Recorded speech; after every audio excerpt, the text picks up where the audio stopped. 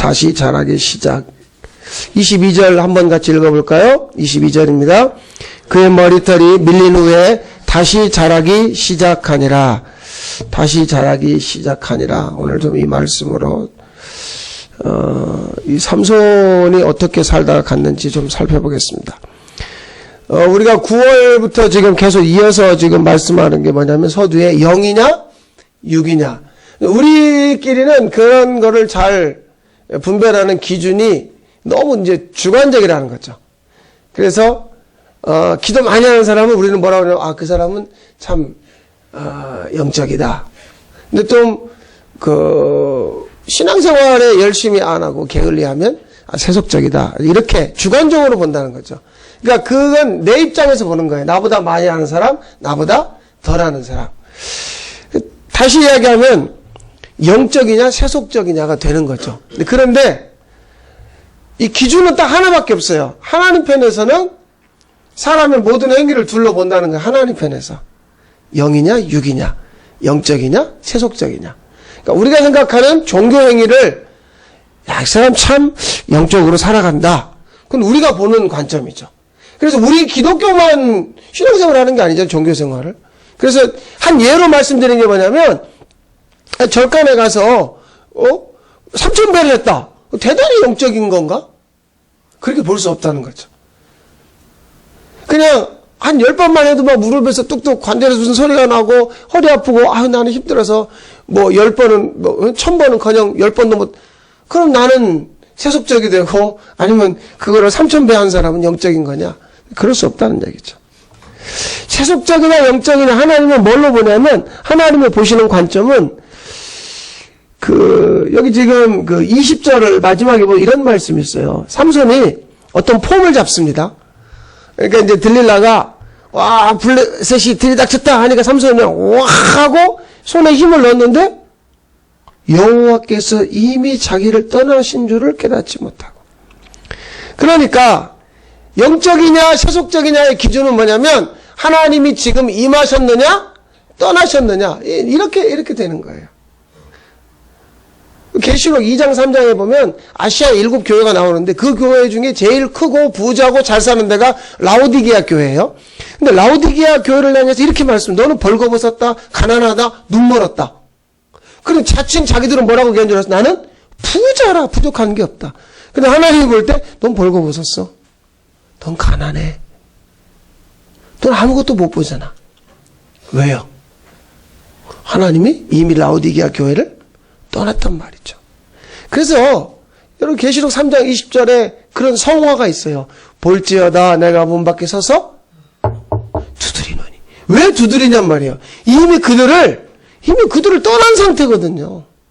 그런데 자기들끼리 모여가지고 여기 좀 보세요. 우리가 이렇게 큰 건물을 지었어요. 오늘 좀 보세요. 이렇게 많이 왔어요. 각자 잘 살아요. 그러니까 우리는 부족한 게 없네요. 할렐루야. 너무 감사해요. 우리끼리는 그걸 영적으로 보고 믿음으로 보는데 하나님은 세속적으로 보는 거죠. 그러니까 오늘 삼손이 오해하는 것과 우리가 오해하는 것이 똑같아요. 자, 그게 뭐냐? 자, 삼손하면 무슨 생각부터 드세요? 삼손하면 힘, 장사다. 그런데 삼손도 얘기합니다. 자기 힘의 근원이 뭐다? 어디에 있다? 머리카락이 있다라고 말을 하죠. 그래, 이게 삼손의 오해예요. 우리하고 똑같이 오해하는 거예요. 사실 이 힘은 머리털의 문제가 아닌 거죠. 머리카락이 기냐, 짧으냐, 지금 이 문제가 아니잖아요. 그럼 이건 무슨 얘기냐면, 내가 뭘 갖추었느냐, 갖추지 않았느냐, 가졌느냐, 가지지 못했느냐. 이 얘기가 아니죠. 이게 세속적이라니까요. 아니 왜 이렇게 우리가 살면서 왜 자꾸 기죽으세요? 없으니까. 자꾸 내 손에 있는 게 빠져나가니까 죽겠는 거죠. 그럼 뭐 왜 이렇게 그냥 위풍당당하세요? 뭘 얻었으니까. 예? 점점 뭘 더 갖게 되니까. 그 과거에 어둡고 불행한 삶이 아니라 이제는 광명한 빛이 온통 나에게만 비치는 것 같고 뭐든지 손대는 것마다 잘 되고 그러니까 내가 막 위풍당당하다? 세속적이라니까요. 없어서 죽겠고 있으면 살겠고 이게 똑같다는 걸 놓치는 거죠. 그러니까 삼손이 나 머리카락 밀어봐. 그럼 힘 없어. 그런 것과 머리카락이 자라면 나 힘 있어. 그건 누구 생각이에요? 그건 네 생각이지. 삼손 네 생각. 하나님이 떠난 상태를 육이라고 그러죠. 그러면 육이라는 건 세상에 있는 모든 건 다 결국 어떻게 돼요? 썩죠. 썩는 건 하나님의 나라를 물려받을 수 없다는 거죠. 그러니까 육에다가 뭘 입힌다 해도 그게 무슨 상관이 있어요. 설령 입히지 않는다 해도. 좀 심하게 얘기해 볼까요? 아니 시체에다가 수의를 얼마짜리 입히냐 이게 뭐가 중요해요? 관을 도대체 얼마짜리 관을 이게 중요해요? 갖다가 묻어버릴 건데 화장해서 태워버릴 건데. 근데 우리 그런 거 가지고 싸우거든요. 형제간에. 얼마짜리 해야 된다. 아니다. 무슨 의견 일치를 못 봐요. 왜냐면 그게 중요하거든요. 만약에 우리가 뭘 갖추어야 된다.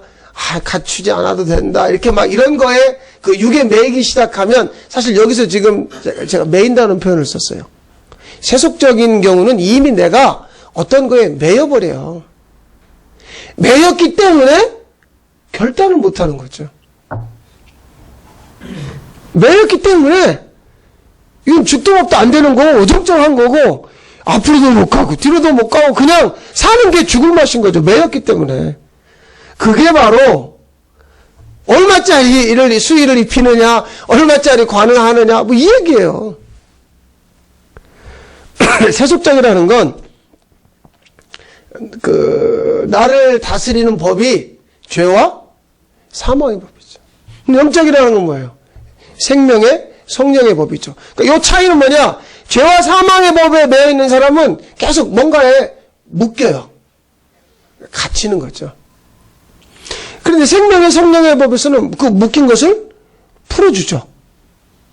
그 나사로 무덤에서 주님이 나오너라 해 나사로가 나왔잖아요. 근데 그 다음 말씀이 뭐냐면 나사로가 나오니까 풀어놓아 다니게 하라. 그러면 가만히 생각해보면 나사로가 어떻게 나왔다는 거죠? 다 묶어졌으니까 강시처럼 콩콩 나왔겠지 뭐. 그러니까 뭐라 그래요? 이제 묶어라. 아니면 뭐 위에만 묶었으니까 밑에 다리는 움직였던지. 거기서 뭐라고 하냐면 살아났지만 저 사람을 감고 있는 걸 풀어서 다니게 하란 말이에요. 그러니까 예수님이 하시는 사역이 뭔가를 보여주는 거죠. 우리 모두가 결국 세상에서 세속적일 수밖에 없어요. 언제나 사나 걱정이 안 떠나는 거죠. 언제나 사나. 별별 걱정이 다 있는 거예요. 별별 걱정이. 지난번에 제가 병원에 입원했을 때 저희 부부가 서울에서 왔는데 둘이 오다가 그런 얘기를 했대요. 그러니까 저희 조카 그 부인이 서울 사람이거든요. 근데 우리 조카는 이제 전주에니까 그 전주에 자기네 이제 선산이 있는 거죠, 시댁. 그러니까 자기 남편 보고 난 죽어서 전주에 묻히기 싫어. 난 전주에 아는 사람이 하나도 없는데 왜 내가 전주에 묻혀야 돼? 고등학교 선생이에요. 그러니까 그 남편이 하는 말이 너 지금 몇 살인데 죽어서 거기 묻힐 일을 걱정하냐. 제발 그런 걱정 좀 하지 말라고. 그러면서 이제 병실에 와가지고 삼촌 이런 걱정을 하는 애라고. 그러면서 하는 말이 고등학교 선생이 우린 진짜 말도 안 되는 걱정. 앞으로 언제 일어날지도. 그리고 죽어서 전주에 묻히든 서울에 묻히든 그게 무슨 아무 상관도 없거든요. 근데 지금 괜히 내가 왜 거기로 가서 묻혀야지? 그게 뭐 여러분이 지금 웃고 계시지만 다 우리 그런 거 지금 걱정하는 거라고요. 그게 세속적이라니까요.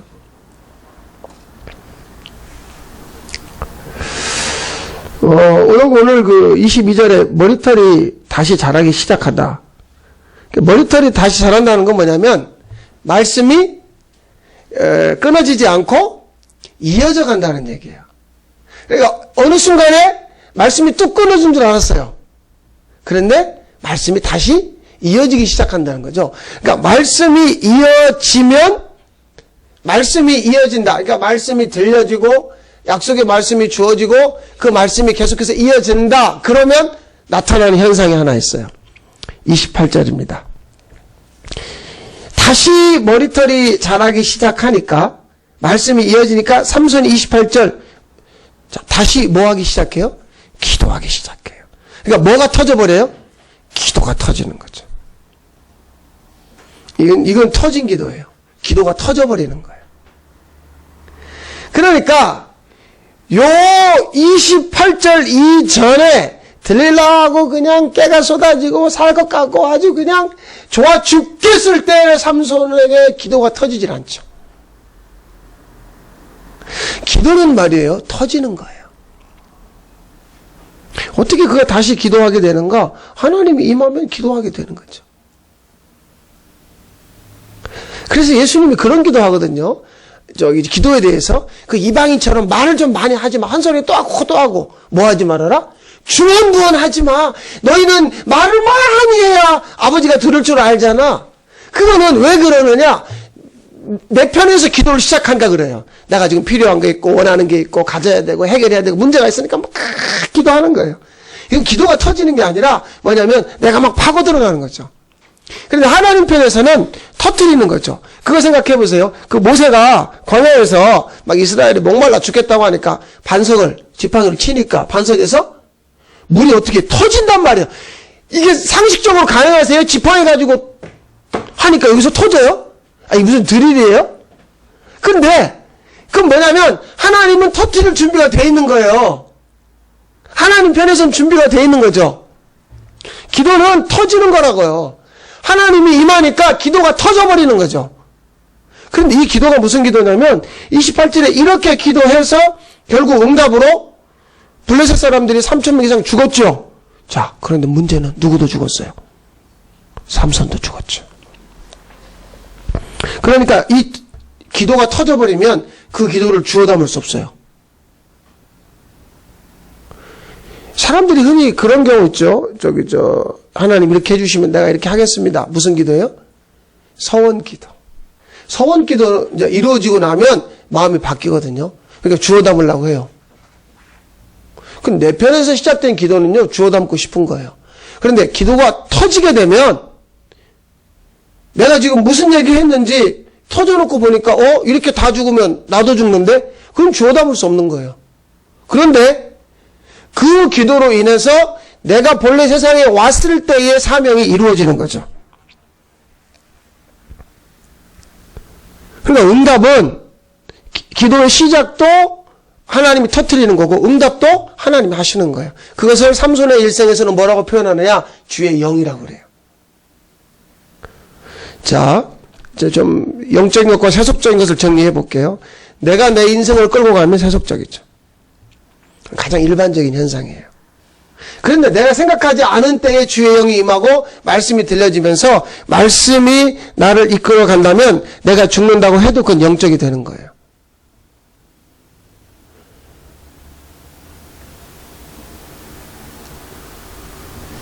여러분, 누가 여러분에게 무엇을 물어다 줍니까?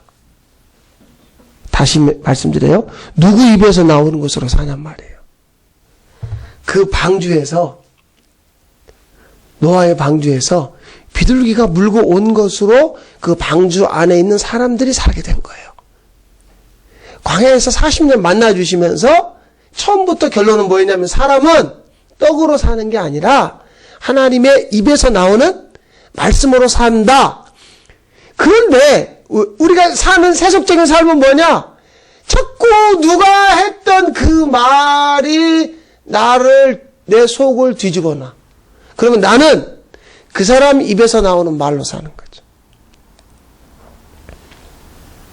얼마나 그 속이 뒤집어져요. 누가 내 욕했다. 나에 대해서 나쁘게 말했다. 그러면 그거에 대해서 반응하면 나는 그걸로 사는 사람인 거죠. 그런데 맞아요. 왜? 나를 기분 나쁘게 하고 욕했는데 내가 가만히 있어요. 가만히 있으면 내가 바보야? 가서 반응하는 거죠. 그러면 어떻게 되어버리느냐? 나는 그걸로 사는 자가 되는 거죠. 지금 여기 보면 이 들릴라한 여자가 아주 포기하지 않아요. 막 계속해서 삼손의 입을 열게 하죠. 그러니까 자 여기 지금 말씀 보세요. 뭐라고 이야기하냐면 17절에 보면 삼손이 무엇을 드러내요? 진심을. 삼손의 입에서 진심이 나와요. 그러니까 18절에 들릴라가 블레셋 사람들을 보고 삼손이 내게 진심을 알려주었다. 그러니 올라와라. 그런데 올라올 때 뭘 가지고 와라? 은이라는 건 돈이에요. 그러니까 지금 보세요.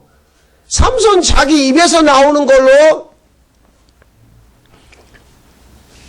누구 입에서 지금 나오는 것으로 지금 사는 존재인가? 여기까지는 삼손은 자기 입에서 나오는 말, 들릴라는 남의 입에서 나오는 말로 사는 거예요. 그런데 그것을 추적해 가봤더니 뭐와 연관이 있어요? 돈. 유다가 결국 3년 뭐 쫓아다녔고 회개를 받고 그런데 결국 끝에 가니까 뭐 받고 팔아요? 은 받고 팔잖아요. 은 30 받고.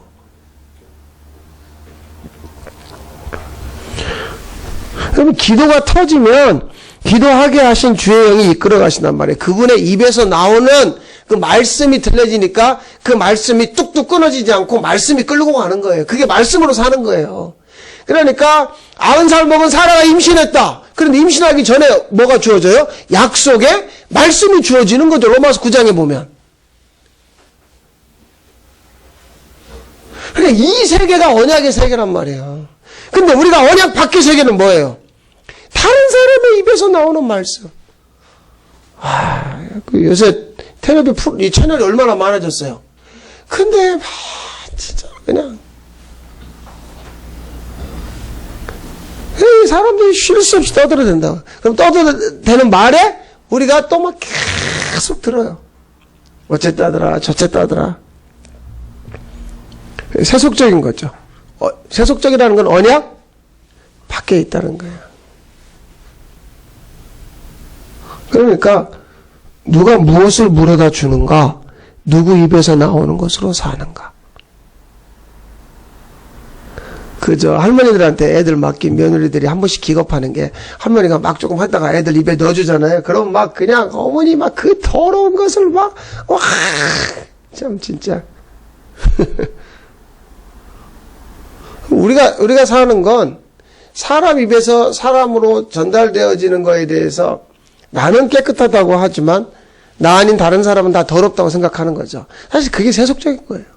그러니까 실제로 하나님의 입에서 나오는 말씀으로 살아본 적이 없다는 거예요. 그런 적이 없다는 거죠. 자, 뭐 삼손이 오늘 여기 지금 나오니까 삼손 이야기를 몇 가지 봐볼까요? 먼저 사기 13장 한번 3절 봐보세요.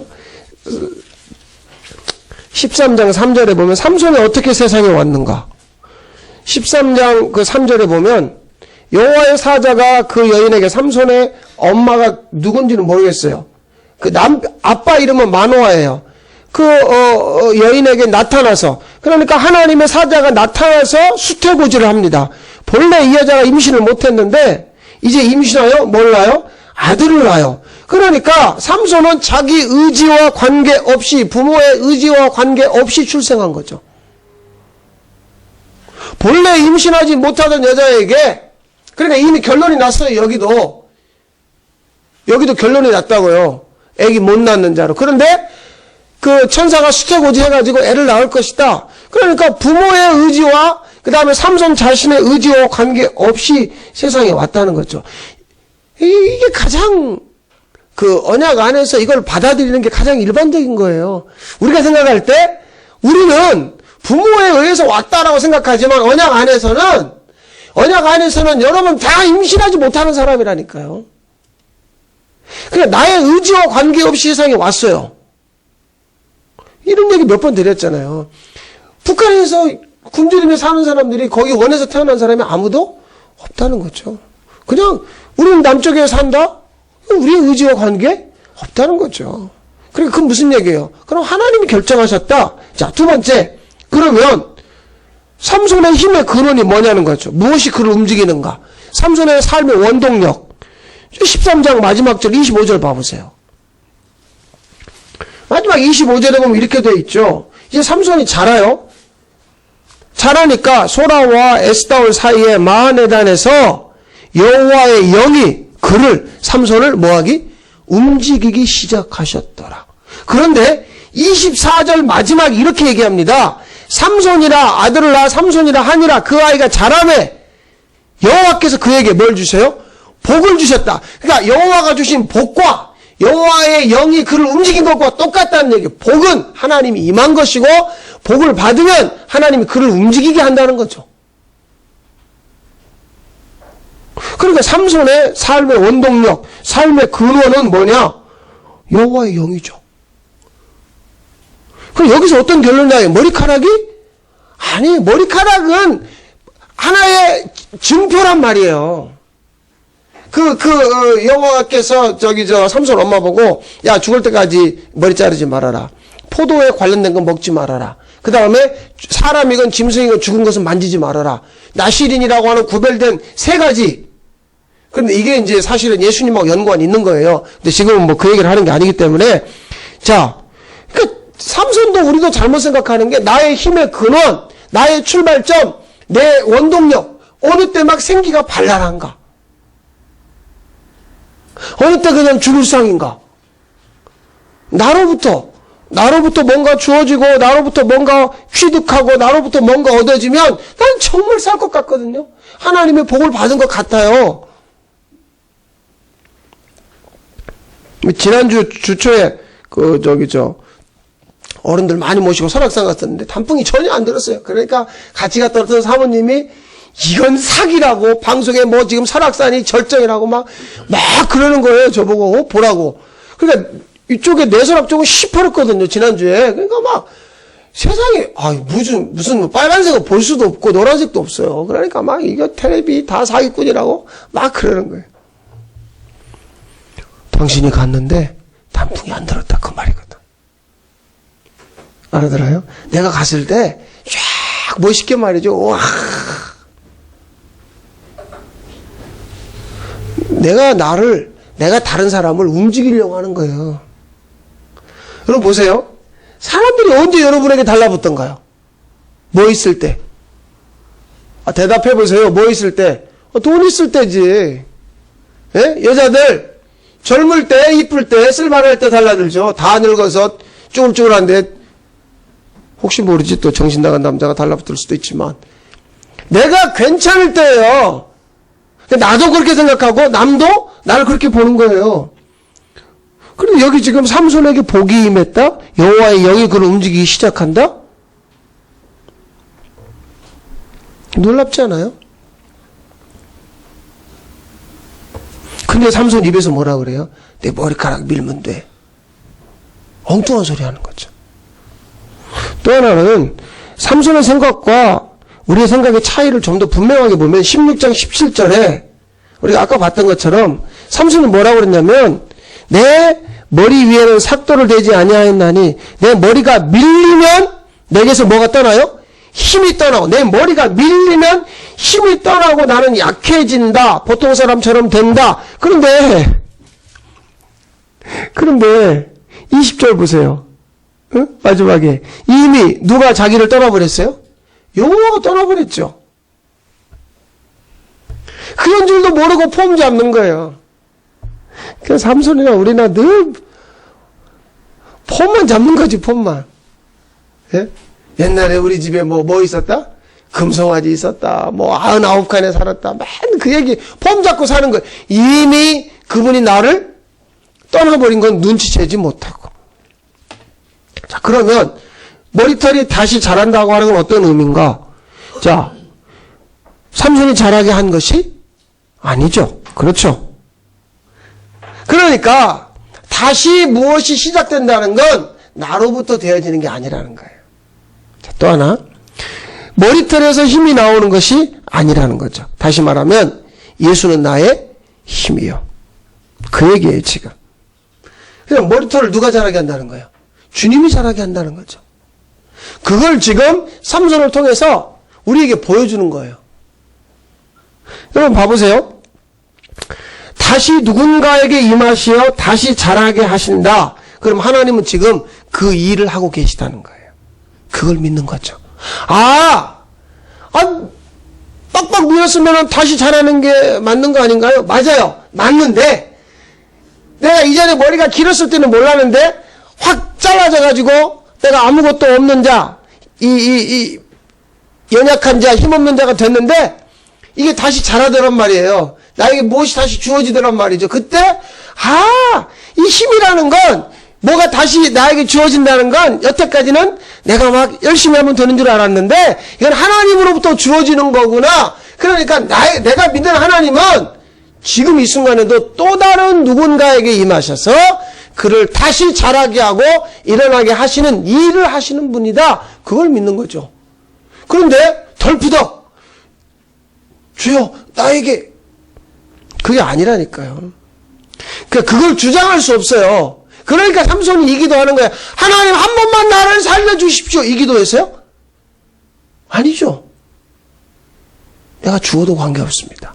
그러니 한 번만 나에게 하나님이 임하니까 머리털이 다시 자라느냐 자라지 않느냐가 아니라 하나님이 임하니까 뭐가 터져버려요? 기도가 터져버리는 거죠. 기도가 터지는 거예요. 28절에 이번만 나를 강하게 하소서. 기도가 터져버리는 거죠.